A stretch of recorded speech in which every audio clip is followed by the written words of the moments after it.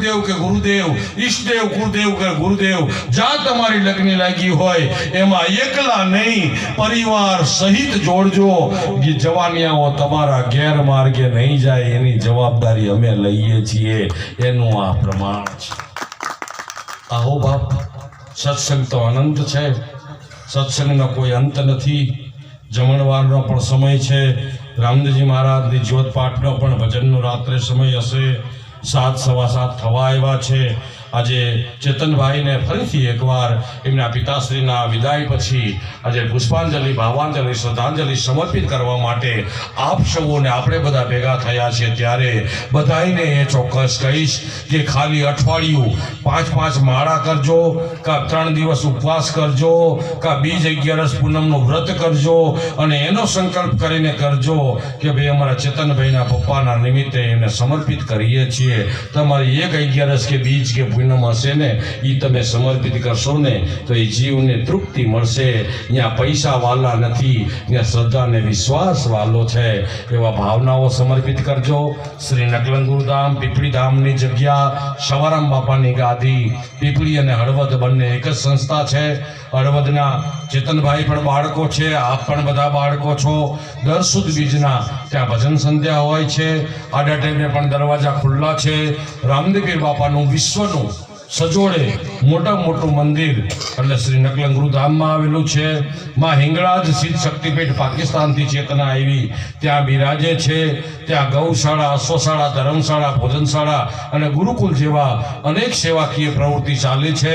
એ ધર્મસ્થાન તમારું છે. તમે સંસારમાં આદિ વ્યાધિ ઉપાધિના દર્દમાં થાક્યા હોય અને ક્યારેક એમ થાય કે થાક માટે અમને કોઈ હારી સાયણી જોઈ છે, અમને કોઈ માવતર જોઈ છે, અમને કોઈ આશરો જોઈએ છે, અમને કોઈ ટાઢક જોઈએ છે, અમને કોઈ દયા જોઈએ છે, અમને કોઈ આશીર્વાદ જોઈએ છે, અમને કોઈ કૃપા જોઈએ છે, અમને કંઈક ભજન જોઈએ છે, અમને ગુરુ મહારાજ જોઈએ છે, અમને અલગ ધણી જોઈએ છે, તો નકલંગના દરવાજા અને અમારા હૃદયના દરવાજા આ સમાજ માટે 24 કલાક ખુલ્લા છે. હાઈલા આવજો. અને જ્યારે આ સમાજની વચ્ચે મને મા જગદંબાના અને અલગ ધણીના પ્રાર્થના કરવા માટેનો જ્યારે અવસર મળશે ત્યારે ચોક્કસ આવીશ. અને જો તમે કોઈને મારા બનાવો, એક બાવળિયાને હું અત્યારે બહુ દૂરથી આવ્યો છું, શિડ્યુલ બહુ ટાઈટ હતા, આ રજાઈઓ હતી, પબ્લિક પણ ખૂબ હતી, પણ એમ છતાંય એક ખાલી જો તમે આધ્યાત્મિક ગુરુ શિષ્યનો નાતો બાંધો તો એ નાતે અમે એટલો લાંબો થયા હોય તો દ્વારકાધીશને 12 બીજો ધણી લાંબો થાય કે ન થાય? તો એ લાંબો થાય.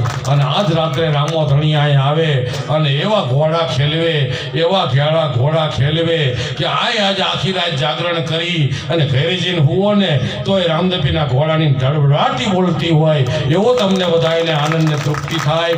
બસ એ જ ભાવના સાથે પરમાત્માને પ્રાર્થના કરું કે સૌનું કલ્યાણ થાય, આપ સૌના જીવનની અંદર ભક્તિ શક્તિ મળે, આપનું ઘર એક મંદિર બને, ઘરમાં એકતા પ્રેમ ને સંસ્કાર રહે, ઘરમાં મર્યાદા ને વિવેક આવે, નર નારીની એકતા વધે, પતિ પત્નીની એકતા વધે, માવતરનો રાજીપો રહે, છોકરાઓમાં સંસ્કાર રહે, સંબંધ ન થતા હોય તો થઈ જાય, જમતી વખતે વાવાઝોડા ઓછા આવે અને હવ કોઈ આનંદ કરે એવી રામદેવપીર બાપાને પ્રાર્થના સાથે બધા મારી સાથે જય જયકાર કરજો.